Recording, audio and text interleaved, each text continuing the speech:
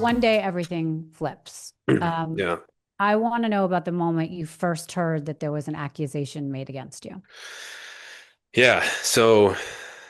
Um, I was in Champions course. It was a summer strength and conditioning program that the high school puts on for the high school kids, the high school football players, to keep them away from video games and getting fat and eating junk food over the weekend or over the summer. And so I was leaving Champions course and kind of who I was in Champions course to kind of lay the land here is I was a leader.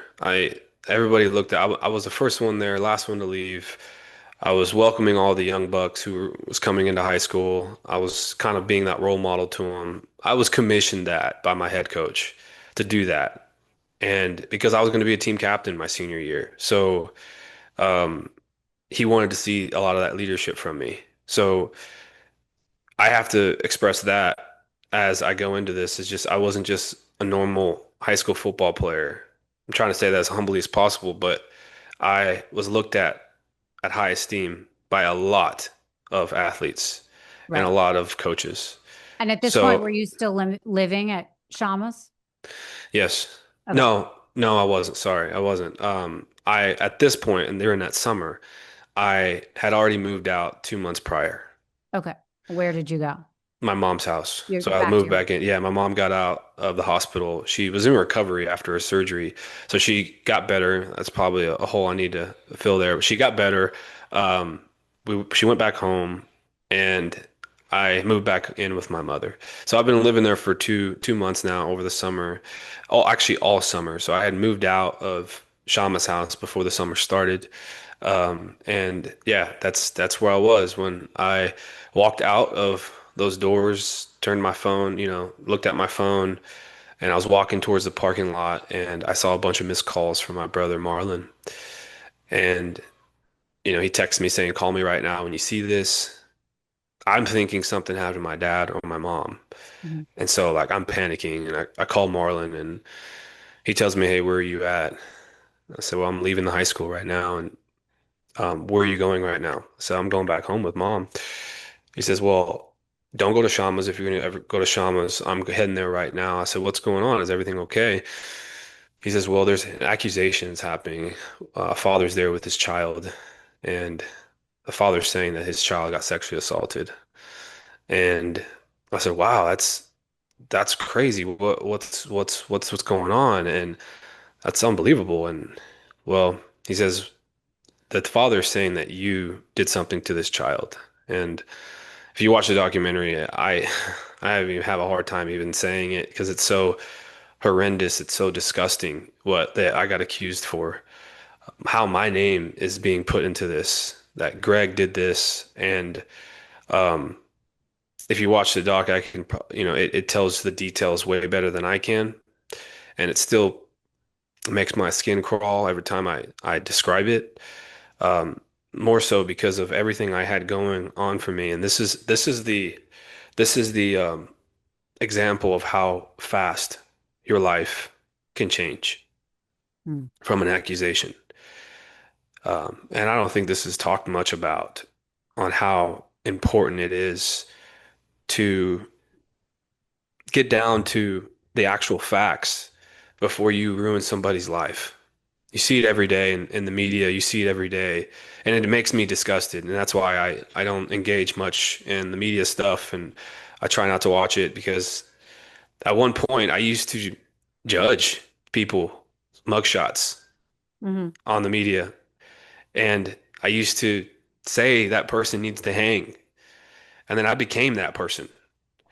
And so my brother calls me, he says, "Hey, this is what's happening and um just don't come." And I'm in disbelief. There's a bunch of question marks. I don't know what's going on. Right. He says, "Just go home, go to mom." And I said, "Well, no, I wanna. If my name's being brought into an accusation, we need to go clear this up. We need to get down to the bottom of it." Very confused. I end up going to my mom's house, and I'm like waiting. I'm calling my brother over and over and over again, like, "What's going on?" And then he finally breaks the news to me that the father's there absolutely pissed, saying that Greg did this to his child. Greg did this. I'm like, well, what's the child saying? Like, what do you mean? And John, my brother Marlon, he doesn't know what's going on. He doesn't have much information. He says, well, he's gonna go to the police. I said, well, let's go to the police then. Like, let's do it. Like, we're gonna do an investigation. And if they're actually saying I did this, then we're gonna get down to the bottom of it, and the truth's gonna come out, and Mhm. we're gonna continue to move on here. And he says, well, we left each other, and he said he's gonna go to the police. I was like, okay, cool. And I said, my brother Marlon said, we'll just wait and just continue to live life.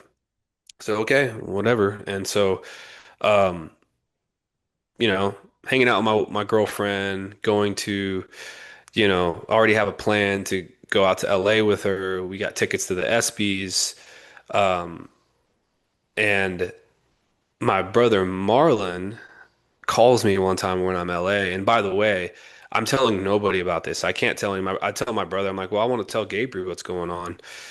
And he says, no, you can't tell anybody about this. Uh, this is a very serious matter. This isn't like, an accusation because you lied about something or this and that. Like I wanted to kind of like tell somebody I'm close to about what I'm going on and what was said about me. And he's like, no, my brother Marlon's like, no, just let's just keep this right here, and we'll let this get squashed. I said, okay, okay, cool. So we go out to LA, and it's absolutely killing me that I can't tell my girlfriend what I'm going through right now. And we're out in dinner together, and I get a call from my brother Marlon, saying that they went to the police, and we need to get an attorney. I said, why do we need to get an attorney? I didn't do anything. Let them go to the police. 'Cause that's not how it works, Greg. We need to get an attorney because if the police are involved and they want to question you or interrogate you, you need to have representation. It's just Hmm. the process. My brother's an adult. I'm not, so I don't know the process like he does. Yeah. Um, and I was like, okay, okay, cool. And so um, we do, and have a meeting with my attorney, and this is very important to describe here because, like I said, this is a lot of behind the scenes stuff that the doc did a tremendous job on, broadcasting my case, but they didn't really dial in on this specific fact.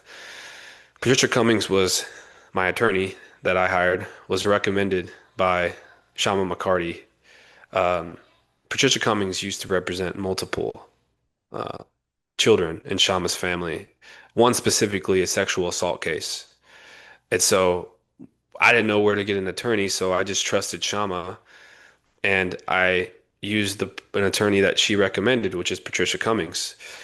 And, long story short, because we could be on here forever, a couple days goes by and she tells me that, you know, actually a month goes by, and she tells me that, and this is like I only had one meeting with her. So I get a call saying that there's a warrant out for my arrest. Wait, can I ask a question? Yes. It normally, correct me if Hmm. I'm wrong, wouldn't the police have to call you in and interrogate you first and ask you some questions before just putting out a warrant for your arrest? Yes. And they didn't. Okay. So they They, didn't even give you a chance to tell your side and have, ask you where were you the day in question and did you know the kid and what was your interaction with the kid and where were you? Like I would think that those are all important questions to ask before they ruin your life publicly. yes. And this is the start of a conversation you and I are about to have on a police department that hires Dumb and Dumber. That is, you know, the detective in all of this, Chris Daly. Um, I've got a lot of things to say about him, and you know, out of the respect for my own soul and heart, I won't say the things I think about him. Um, but yeah, he never questioned me, never called me in, never wanted to hear my side, never wanted to get to know me, never wanted to interrogate me. Um, What do you think it was? He just thought, oh, this is going to be a great case. This is going to end up in the paper because this guy's going to have the biggest fall from grace ever. And I'm going to catch this child molester yeah, immediately. a little mixture of everything, you know. Mhm. He saw who I was. He saw my football status, Mhm. the opportunities I have, and I also think that he's just stupid. I think that he actually is dumb, and I think he's lazy, and I think he doesn't know how to do his job. I think that he doesn't wear that badge with honor and integrity. And I think, Rachel, you just started the doc, and episode one is very hard. It's a hard pill to swallow because of the disgustingness of the accusations. But when you get to episode three, you're going to be pacing around your house absolutely pissed off because everything you just brought up a really good question about why do you think he was doing the things he was doing? Why do you think he didn't do the things he should have done? Mhm. That's the biggest question. And all those questions get answered for you in episode three when I get a second chance at allowing the truth to prevail. And it took a really long fight against a system that is absolutely broken to be able to do that. Right. And so the things he says on stand after the fact is enough to make your blood boil and enough to, if you're not already a true crime pissed off person than you will be after you hear what type of detectives and police departments hire and the chiefs, right? The chief in my case, Chris Sean Mannix, this whole situation is a perfect example is that as an employee or as a person, you're only as good and competent as your leader because that is who trains you. And yeah, you know, we'll let the doc tell the story, but um, yeah, I don't know why he didn't do any of those things So other you than go ahead. no, other than that, the things that I said. So you said something that interested me. Maybe I got it wrong, but you said this lawyer was suggested um, by Shama because she had run into some other issues with kids in her facility. Is that what you said? No, what I Oh, meant by that is this lawyer, Patricia Cummings, previously represented um, her sons in multiple cases. One of them being a sexual assault case, and I mean, the guy's name is Nemo. It's her other older son, but he he went to prison for 8 years for sexual assault. well, And go ahead.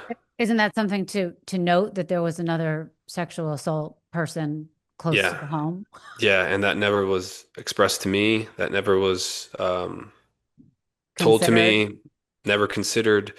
And this is part of investigating a daycare, right? Like investigating the actual crime scene. Chris Daly never did that as well. Never went there, never took pictures, never interviewed anybody in that house, never interviewed the parents of children, never. But what he wanted to do was call the parents not to know more about me, but to bring one of the parents' kids in, Mhm. aka a second child, and absolutely interrogate this child and get an accusation out of this child out of multiple instances where the child said nothing happened to a actual licensed forensic interviewer. But he wanted to strengthen, of course, the first accusation and go into that interrogation room, that children's advocacy center room, and play forensic interviewer when he has no qualifications to do so. He goes in with a gun on his hip with and sits down with this child and starts asking all these open-ended leading questions until the child gets so uncomfortable. And thank God we hired a child psychologist and a child forensic psychologist to explain what happens when a child realizes that this specific answer of no, no, no doesn't get them out of a uncomfortable situation, but instead, if they say yes, yes, yes, it does, and it ends this uncomfortable situation.